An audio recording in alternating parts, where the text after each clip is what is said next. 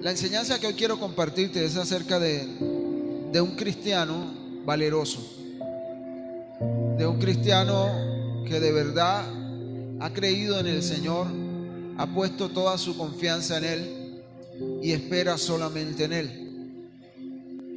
Por lo general, la sociedad considera a una persona de valor aquella persona que tiene quizá una profesión buena, aquella persona que quizás tiene una cuenta bancaria saludable o que tiene una personalidad atractiva. Sin embargo, la palabra de Dios nos muestra un modelo totalmente diferente a lo que nosotros creemos que es una persona de valor. En la Escritura se distinguen personajes quizás como Moisés, Noé, Esteban, Pablo, nuestro Señor Jesucristo, que es nuestro mejor ejemplo. Y para ellos la meta era agradar siempre a Dios. La meta para todos estos hombres era servirle y amarle sobre todas las cosas. Ahorita acabábamos de ver la vida de Josué, que fue un hombre que antes de morir pudo decirle al pueblo: yo y mi casa serviremos al Señor. Fueron personas que dedicaron sus vidas a Dios, le siguieron, le obedecieron sin importar las consecuencias, sin importar la burla, sin importar la pérdida de reputación, sin importar la misma muerte. Eso es ser un verdadero hombre de valor. Y a través de la Escritura vamos a ver algunas características de un creyente de valor. Un creyente de valor es alguien que ama a Dios sobre todas las cosas. Mira al que está a tu lado y dile: ama al Señor sobre todas las cosas. En el libro de Deuteronomio, el Señor le dio un mandamiento al pueblo de Dios. Deuteronomio capítulo 6, verso 5. Dice la Escritura: ama al Señor tu Dios con todo tu corazón, con toda tu alma y con todas tus ¿qué? Tus fuerzas. Nuestro Señor Jesús le recordó a los discípulos este mismo versículo, pero Él añadió una palabra: con toda tu corazón, con toda tu alma y con toda tu ¿qué? Tu mente. ¿Sabe qué? Por muchos años yo intenté amar a Dios con mi corazón, pero descuidé mi mente, porque no reconocía la necesidad de crecer en el conocimiento de Dios. Llega un momento de la vida del hombre que cualquier estudio de la palabra uno siente que no lo necesita, y en ocasiones llega uno a pensar que puede amar a Dios aun cuando no lo conocemos.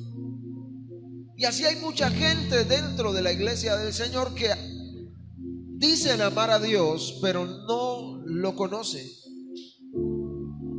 Y en estos días, reflexionando en la palabra, me acordé de una frase que dice que el corazón no puede amar lo que la mente no conoce. Se la repito: el corazón no puede amar lo que la mente no conoce. El mensaje de Pablo a los romanos en el capítulo 12, en el verso 2, nos dice que vamos siendo transformados a medida en que nuestra mente va siendo ¿qué? Renovada. Y esa renovación de la mente se da solamente a través del conocimiento constante de Dios, de la búsqueda constante de conocer a Dios. Póngase a pensar por un momento sobre las cosas en las cuales usted obtiene más placer, las cosas que más placer le producen. Y la pregunta sería, ¿cómo hemos llegado a desarrollar ese deleite? A algunos les apasiona el arte, otros les apasionan los autos, otros les apasiona hablar de la naturaleza, quizá a algunos le apasione su compañero, su cónyuge, a otro le apasiona la nutrición, la educación. Por ejemplo, mi hermano Domingo le apasiona el softball, ¿cierto? Y la pregunta sería, ¿cómo desarrollamos ese deleite por eso que nos apasiona? Y yo supongo que nosotros desarrollamos esa pasión a medida en que aumentó nuestro conocimiento sobre ella. Mientras no conocíamos esa pasión, no la amábamos como hoy la amamos. Si ponemos de ejemplo el matrimonio, quizás sea el ejemplo más evidente en este proceso. Casi el 100% de las personas, me atrevo a asegurarlo, se casa con muy poca información de la persona con la que se va a casar. Muchos, la gran mayoría, nos casamos sin llegar a conocer 100% a nuestra compañera o a nuestro compañero. Nos casamos llenos de amor, nos casamos emocionados por lo que va a pasar, pero no sabemos muy poco acerca de esa persona, sabemos muy poco. Y esos sentimientos que se tienen en un principio pueden disminuir o pueden crecer según los alimentamos. Si yo analizo mi vida, o si usted como casado analiza su vida, usted puede afirmar de manera honesta que a la fecha de hoy usted ama más a su cónyuge que cuando se casaron. ¿Por qué? Porque usted con el paso del tiempo ha aprendido a conocer a esa persona.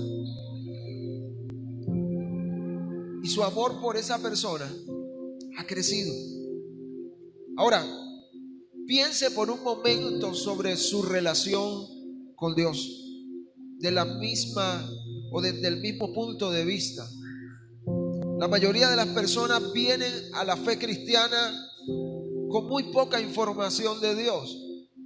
Un día reconocieron que necesitaban perdón, un día reconocieron que necesitaban gracia, fueron guiados a Dios por una ola grande de emociones, porque estaba de moda, o porque mi vecino va a la iglesia, o porque me invitaron, pero solo alcanzamos a percibir un poco de aquel que nos llevó hacia sí mismo, porque no nos preocupamos por conocer a aquel que nos llamó.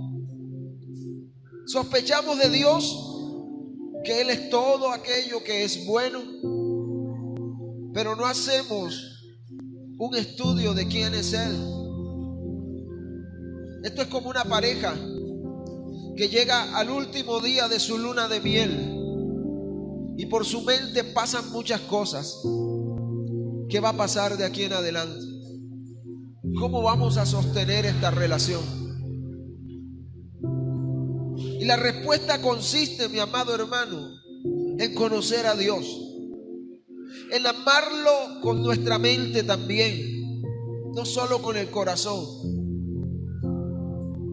Alguien en cierta ocasión me dijo, conocer a Dios es amarlo. Y esto es totalmente cierto. Conocer a Dios es amarlo.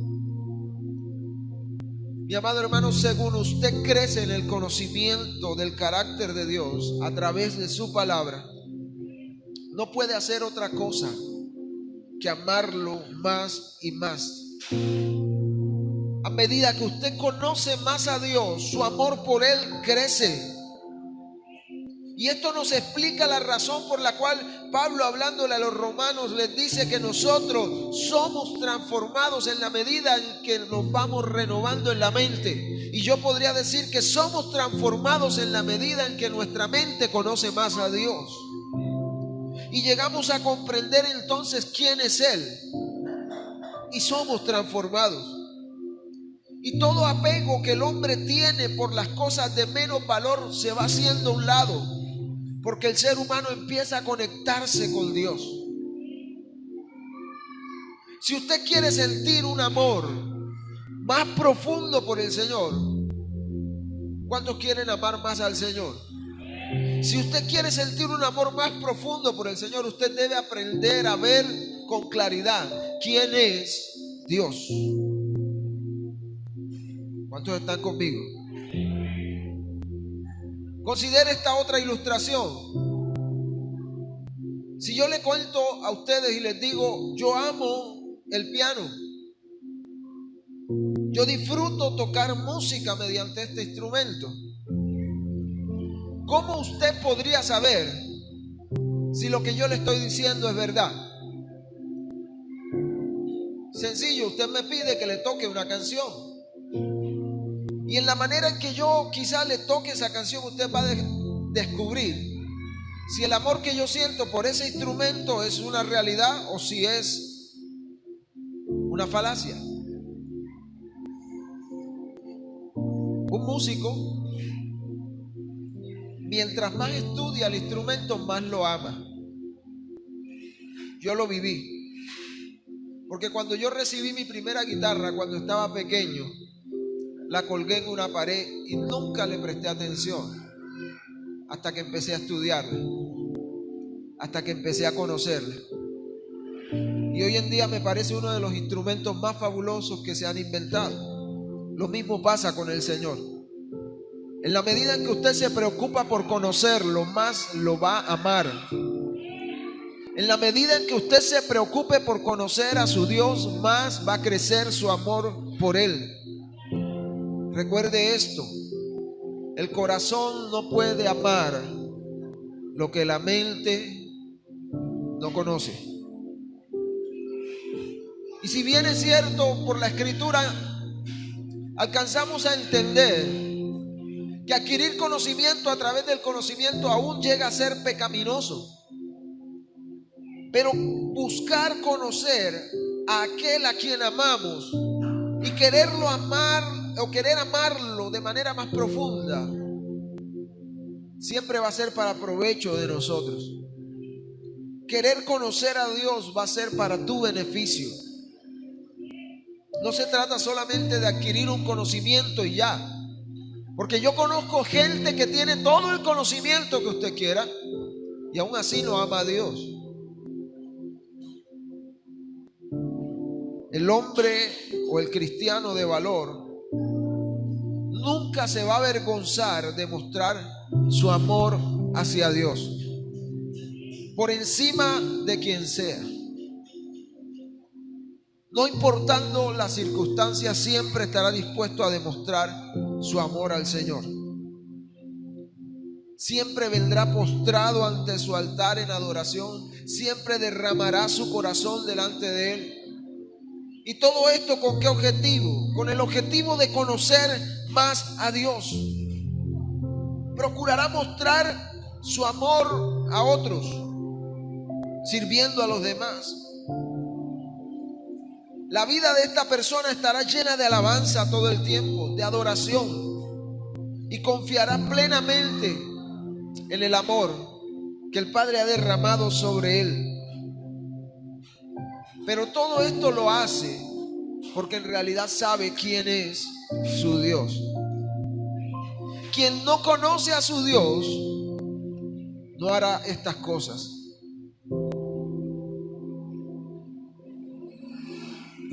Puede el hombre tener todas las carreras universitarias que quiera. Puede ser el mejor teólogo del mundo, pero si no conoce a Dios como Él es, no lo amará como Él es.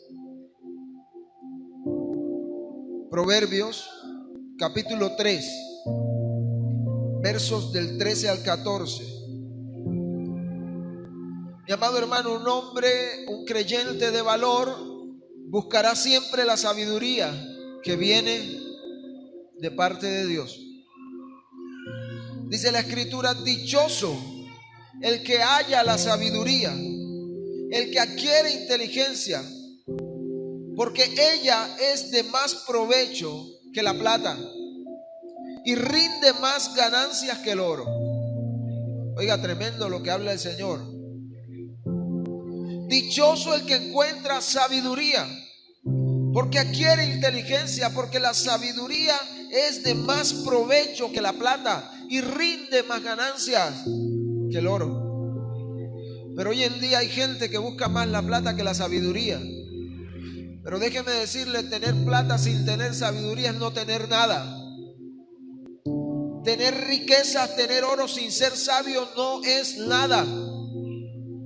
En estos días hablaba con un amigo de la universidad que tenía como 15 años que no lo veía. Y él me planteaba el problema que está enfrentando su familia. Él es cristiano. Su esposa no ha querido seguir los caminos del Señor. Y se puede imaginar esta situación para este hombre. Tienen 2 hijos. Y resulta que el varón, el hombre, empezó a ganar dinero, a trabajar muy bien. Y su esposa quiere incitarlo a tener cosas mucho mejores y a vivir una vida de opulencia por cuanto están ganando más. Y él le dice, un momento, el Señor a mí me ha enseñado a que yo tengo que saber administrar lo que Él me da. Y están que se dejan por eso. Por una mujer falta de sabiduría. La Biblia dice que la mujer sabia edifica la casa. Por eso dice el texto bíblico que acabamos de leer, la sabiduría trae más ganancia que el oro mismo y que la plata. Mire, el cristiano de valor sabe que la verdadera sabiduría proviene de Dios y por eso se va a esforzar en llenar su mente y su corazón con lo que está escrito en la palabra, con la verdad de la palabra y no con la mentira del mundo. Mi amado hermano, un creyente de valor que busca la sabiduría en Dios va a orar, va a meditar ante Dios, va a buscar la dirección de Dios, va a guardar su palabra en su mente y en su corazón y siempre estará atento a las oportunidades que se le presenten para poner en práctica la sabiduría que ha adquirido de Dios. Se va a deleitar siempre en la palabra. No se va a deleitar en cualquier frase motivadora que encuentre por internet, sino en la palabra de Dios. Hoy en día muchos se deleitan más en las frases de Daniel Aviv que en lo que dice la Biblia. Y comparten y recomparten puras frases motivadoras, pero no comparten lo que dice la Escritura. La única verdad sobre esta tierra, la palabra de Dios. Un verdadero creyente que ha puesto su confianza en Dios está seguro que la verdadera sabiduría proviene de Dios y no de su propia experiencia. Muchos hoy en día se jactan de todo lo que han vivido y de hasta dónde han llegado, pero no se han preocupado por conocer a Dios. No se han preocupado por conocer a Dios. La sabiduría que proviene de Dios no es igual a la sabiduría que proviene de los hombres. La sabiduría de Dios no es terrenal, es celestial. Por ende, mi hermano, la sabiduría humana está centrada en adquirir conocimiento solamente. Pero alguien sabio sabe que ser sabio es mucho más que tener un conocimiento, sino que también hay que aplicar ese conocimiento. Alguien sabio, como lo dice la palabra, es alguien que sabe mucho. Sin embargo, mi amado hermano, la sabiduría que Dios le da al hombre te va a capacitar para hablar o para actuar reflejando el carácter de Dios. Porque la sabiduría que proviene de Dios no es basada en la experiencia de ningún hombre, sino basada en lo que sabe el que todo lo sabe. La sabiduría verdadera que proviene de Dios tiene origen en Él. Y mientras más nos acerquemos a Él, más sabios seremos.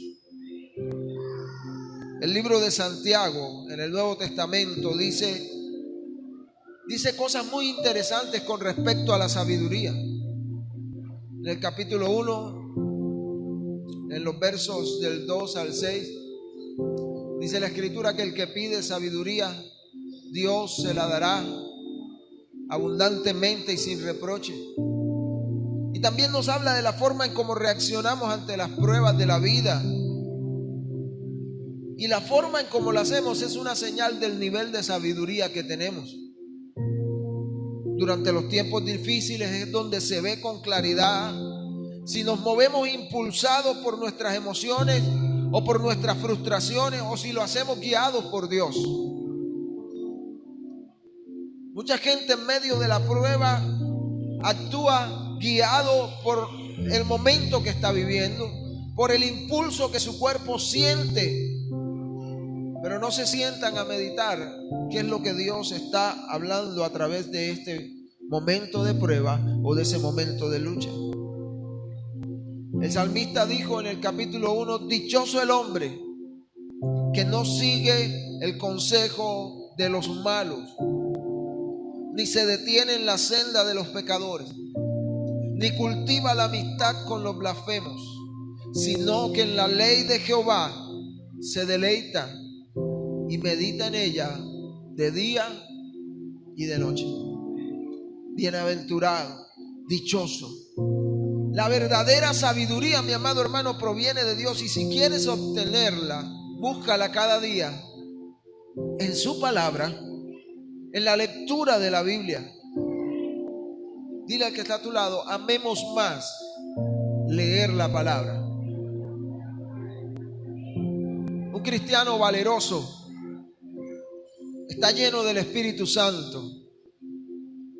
Dice la Escritura en Gálatas capítulo 5 verso 22: en cambio el fruto del Espíritu es amor, gozo, paz, paciencia, benignidad, bondad, fe, mansedumbre, templanza.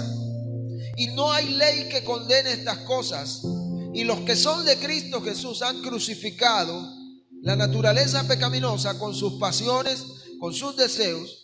Si el Espíritu nos da vida, andemos guiados por el Espíritu.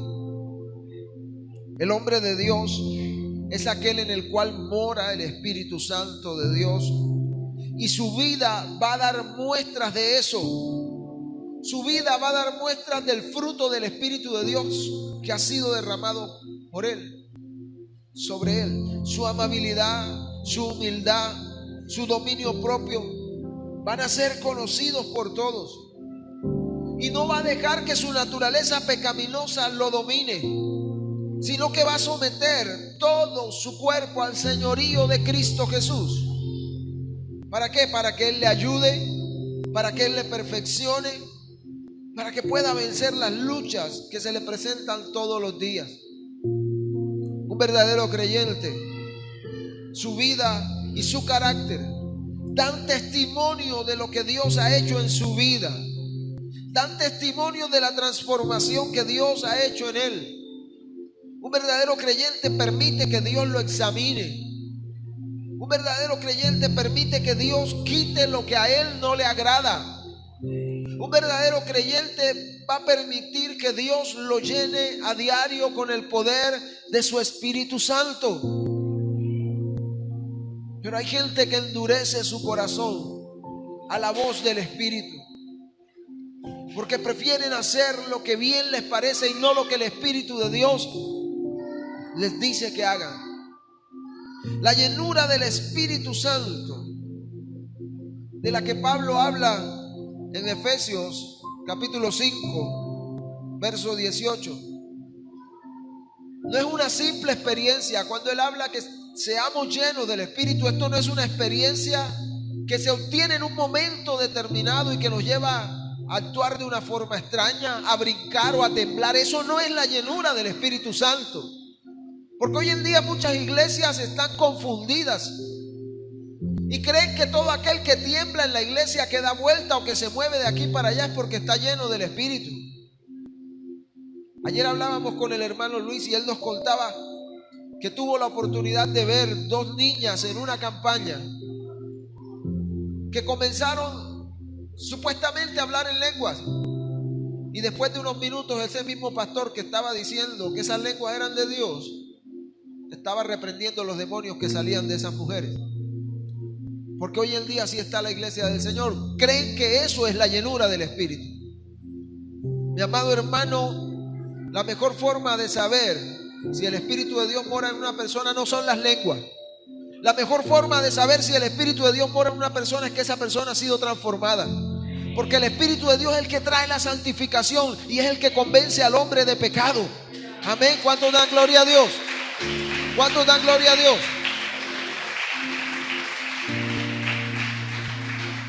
Cuando Pablo dice sean llenos del Espíritu Santo, lo que está hablando es de la condición o el estado en que debe vivir el creyente.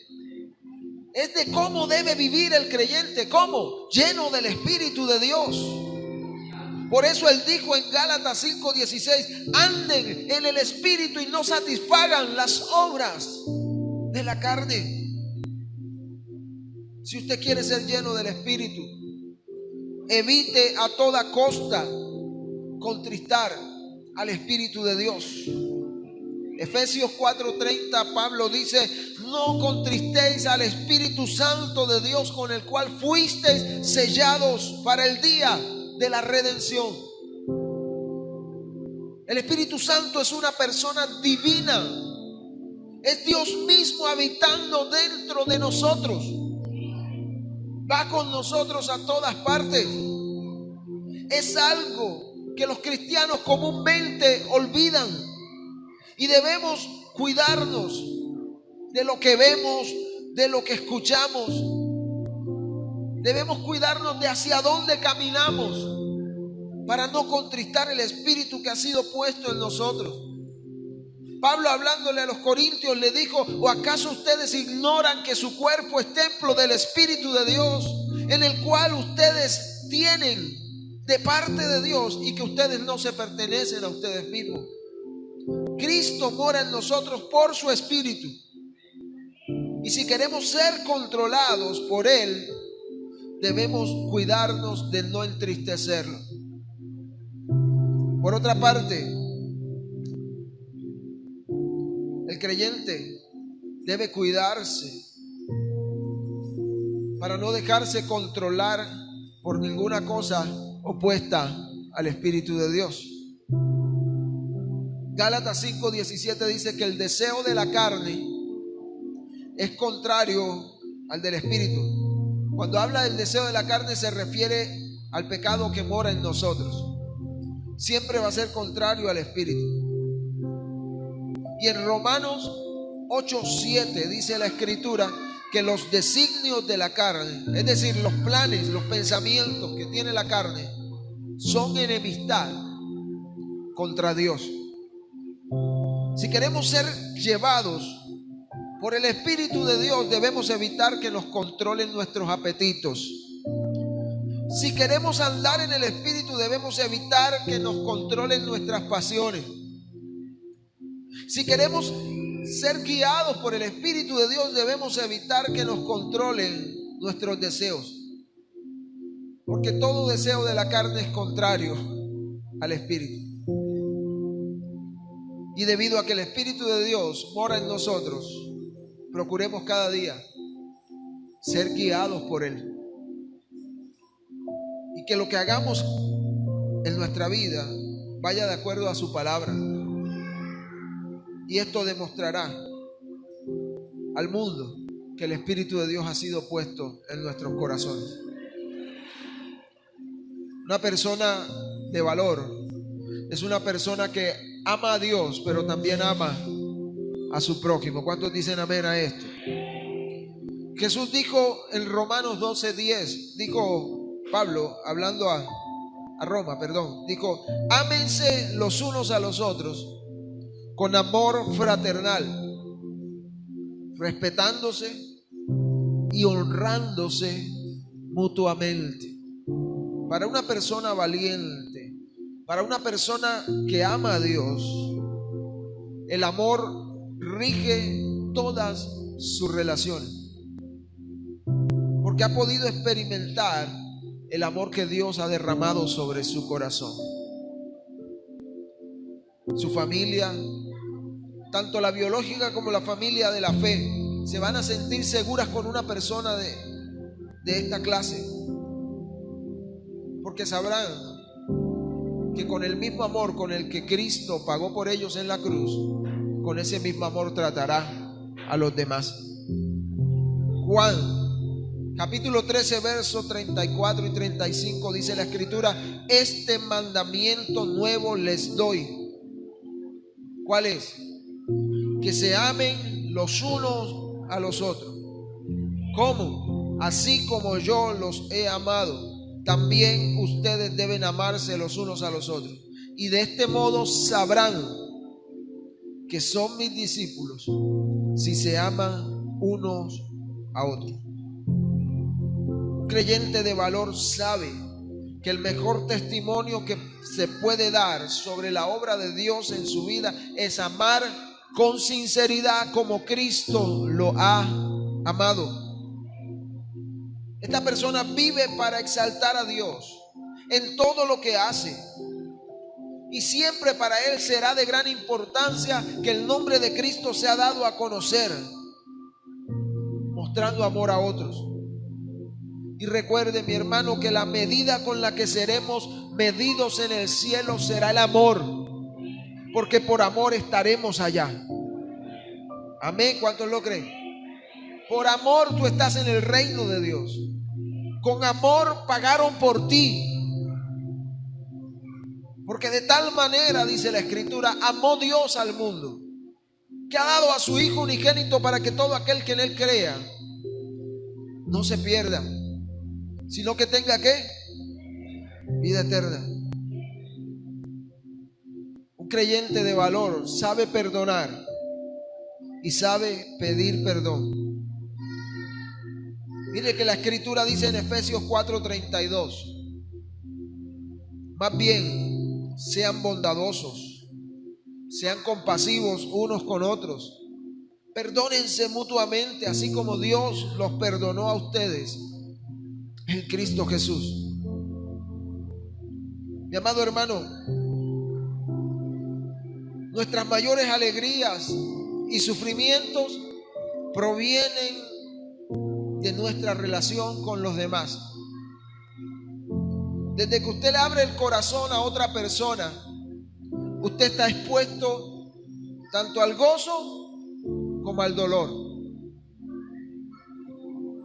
El Señor en su palabra nos advierte que en este mundo lleno de tantos pecadores, incluyéndonos nosotros, vamos a tener sufrimiento, vamos a tener dolor.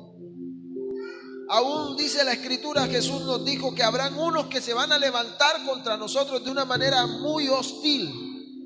Y en muchas ocasiones nuestros corazones van a ser heridos. Vamos a ser heridos. Y es en ese momento en el cual se hace necesario el perdón. Porque ninguno está exento de sentir dolor a causa del otro. El cristiano de valor es paciente, es bondadoso, porque recuerda toda la paciencia que Dios ha tenido con él. El cristiano de valor ha experimentado el perdón de Dios, y así como Dios lo ha perdonado, él también estará dispuesto a perdonar a otros para poder ser libre. Viene a reconocer entonces esta persona que es imperfecto y que es solo por la gracia de Dios que está donde está. Viene a reconocer esta persona que Dios es la única fuente del verdadero perdón y que así como Él perdonó, nos ha enseñado a nosotros a perdonar. No importa, mi amado hermano, cuán duro haya sido lo que te hayan hecho, el llamado de Dios es perdón. Colosenses 3:13.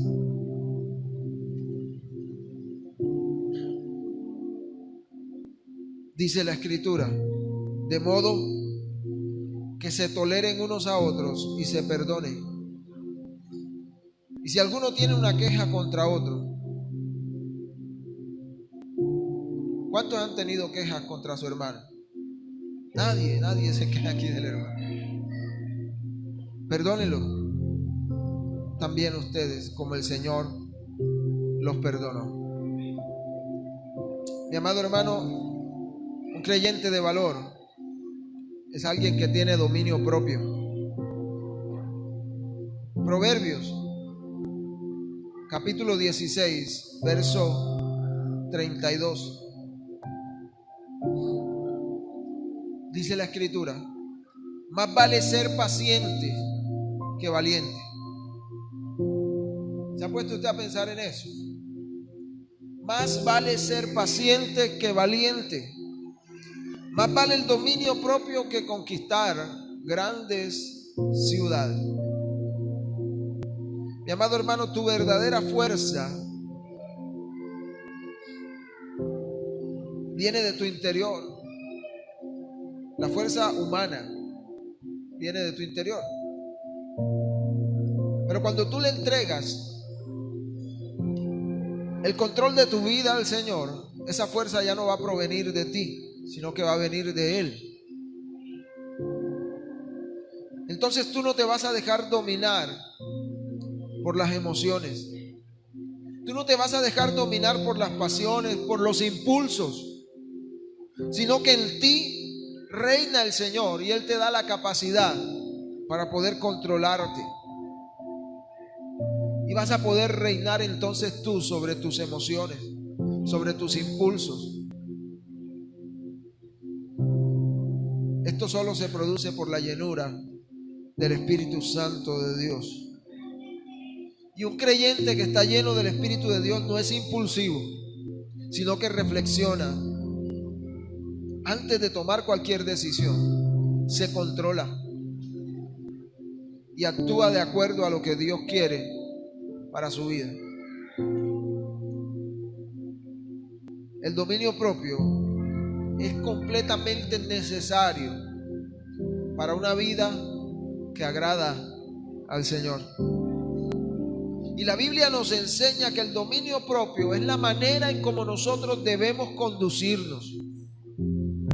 Es la manera en cómo debemos conducirnos.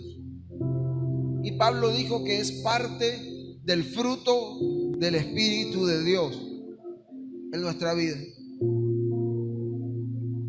Dice la Escritura que aquel que no domina su espíritu es como una ciudad invadida y sin murallas. Alguien que está expuesto a la derrota y está a merced de que cualquier persona entre y haga con él lo que quiera. Una persona que no domina su espíritu, se lo repito, es como una ciudad invadida y sin murallas. Como creyentes, no nos cabe la menor duda de que el dominio propio es algo que Dios quiere, pero es algo en lo que comúnmente no le invertimos nuestros esfuerzos.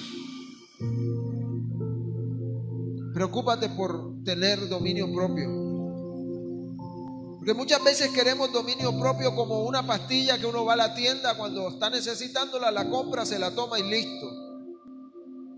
Pero nos cuesta decirle que no al pecado. No hacemos las cosas cuando nos toca, sino que nos acostumbramos a procrastinar, a posponer, y decimos mejor lo dejo para mañana. Otros quizás están esperando a que Dios mismo baje del cielo y le quite todo ese deseo pecaminoso que tiene en su carne. Algunos quieren bajar de peso, pero no quieren hacer la dieta. Algunos quieren ser productivos, pero en medio de la pereza. Otros quieren pureza sensual, pero no cuidan lo que ven sus ojos. Hoy en día hay muchos cristianos que se han dejado invadir por las redes sociales y no controlan lo que publican en sus redes sociales. Y comparten todo lo que se les atraviese por ahí en su muro. Cristianos compartiendo memes de doble sentido. Cristianos compartiendo chistes obscenos. Cristianos que da tristeza verles su perfil en las redes sociales porque parece más de un mundano que de alguien que ha conocido a Dios. Todo lo que ven, por cuanto le causó risa, lo comparte. Han olvidado a Dios y no han aprovechado algo tan importante como este medio para compartir de las verdades de aquel que nos llamó de las tinieblas a la luz. ¿Y todo esto por qué? Porque no tienen dominio propio. Y mi hermano, la realidad es que no funciona de esta manera. Si la Biblia le da tanta importancia al dominio propio, ¿por qué no hacerlo nosotros, que decimos obedecer su palabra? El dominio propio debe cultivarse y requiere que entendamos, mi amado hermano, que esto es un regalo de Dios, producido por su Espíritu Santo, y lo recibimos de manera activa, es decir, en la práctica, no de manera pasiva, no estando quietos. Y nosotros no somos la fuente de ese dominio propio, sino que viene de parte de Dios como un regalo para nosotros. Y debemos abrirlo, pero también vivirlo. Un creyente conoce que es libre en Cristo y sabe que gracias a la redención que es libre del poder del pecado, pero no va a usar esto como excusa para hacer lo que quiere. El apóstol Pablo dijo, a manera de pregunta, ¿acaso porque estamos en la gracia pecaremos más? ¿Cuál fue la respuesta que él dio? En ninguna manera. Si bien es cierto que somos salvos por la gracia de Dios, Judas dijo que la gracia no es excusa para pecar, sino que por el contrario, es una bendición para el creyente porque lo ha hecho libre de las garras del pecado. Pablo, hablándole a los corintios, allá en el 1 Corintios 10, 23, dijo: todo me es lícito, pero no todo me conviene. Todo me está permitido, pero no todo me edifica. Otra versión dice: todo está permitido, pero no todo es provechoso. Todo está permitido, pero no todo construye. No todo es constructivo.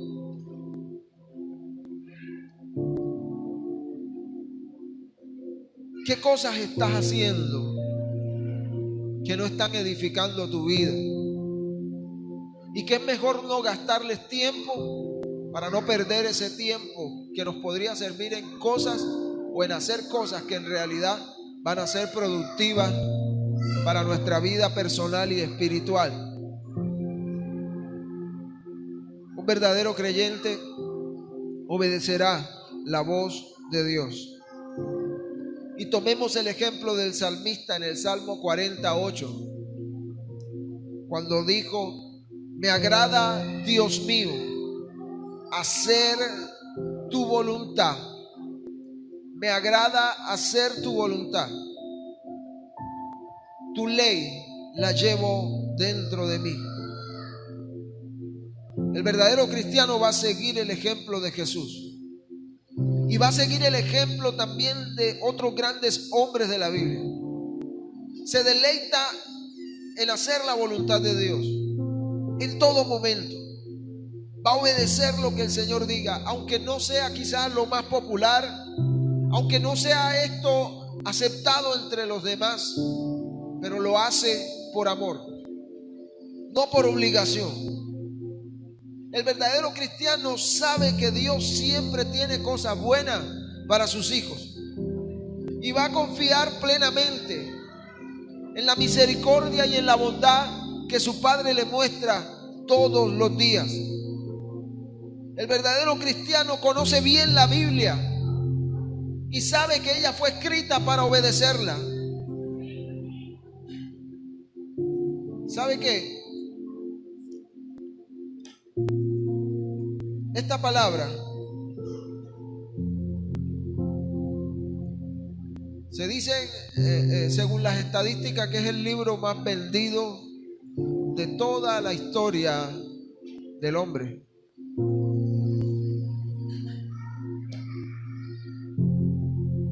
Pero no es popular entre el hombre. No es popular, pero es buena. Y a veces como seres humanos creemos que lo bueno es lo que es popular, porque tiene la aceptación de todos. Pero esta palabra quizás no tiene la aceptación de toda la humanidad. Sin embargo, es lo mejor que le puede pasar a un hombre, encontrarse con ella. Y muchos la tienen en su casa así en una trila abierta en el Salmo 91 porque creen que eso le va a dar protección a su vida.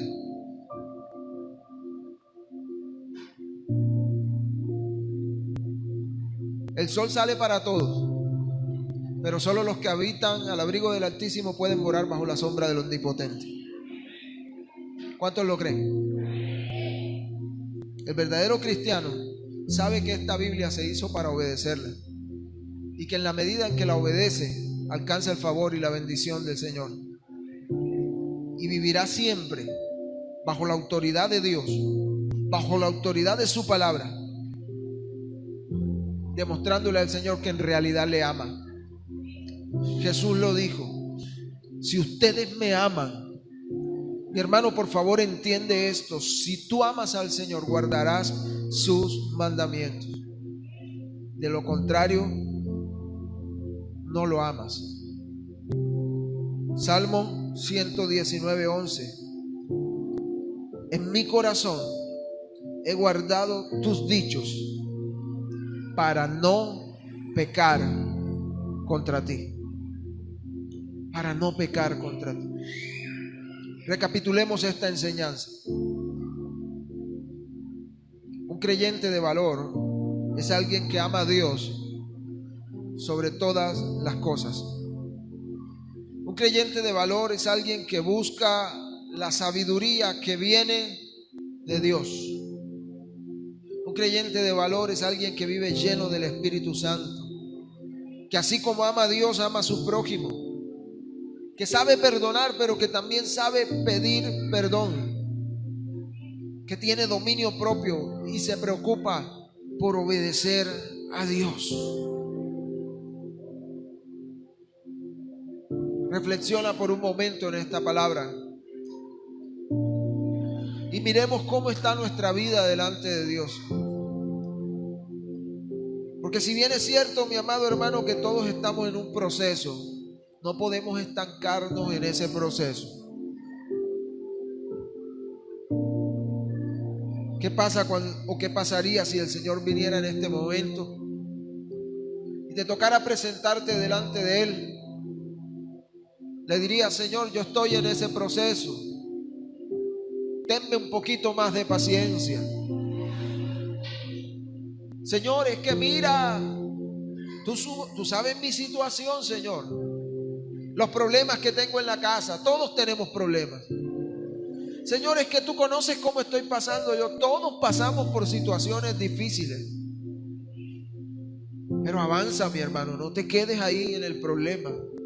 No te quedes en el proceso. No dejes que ninguna circunstancia te separe del amor de Dios, que es el Cristo Jesús.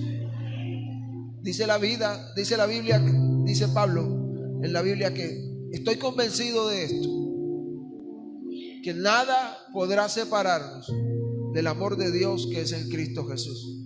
Ni la vida, ni la muerte, ni lo alto, ni lo profundo, ni lo presente, ni lo porvenir, ni ángeles, ni potestades, ni ninguna cosa creada podrán separarnos del amor de Dios, que es en Cristo Jesús.